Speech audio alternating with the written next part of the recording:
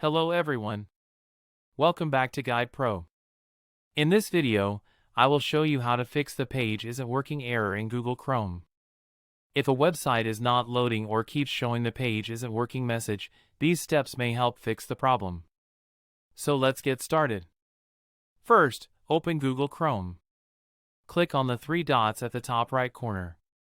Then select Settings. From the left side, click on Privacy and Security. Now click on Delete Browsing Data. Set the time range to all time. Then click Delete Data. Once the browsing data has been cleared, restart Google Chrome and check if the website is working. If the problem is still there, open Chrome settings again. From the left side, click on Extensions.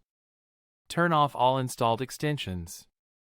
Sometimes a browser extension can prevent websites from loading properly. Now click on System from the left side. Turn off Use Graphics Acceleration when available. Then click Relaunch. If the website is still not loading, open Chrome settings one more time. Click on Reset Settings. Then select Restore Settings to their original defaults. Click Reset Settings to confirm. Once the reset is complete, restart Google Chrome and try opening the website again. So this is how you can fix the page isn't working error in Google Chrome. If this video helped you, make sure to like the video and subscribe to Guide Pro.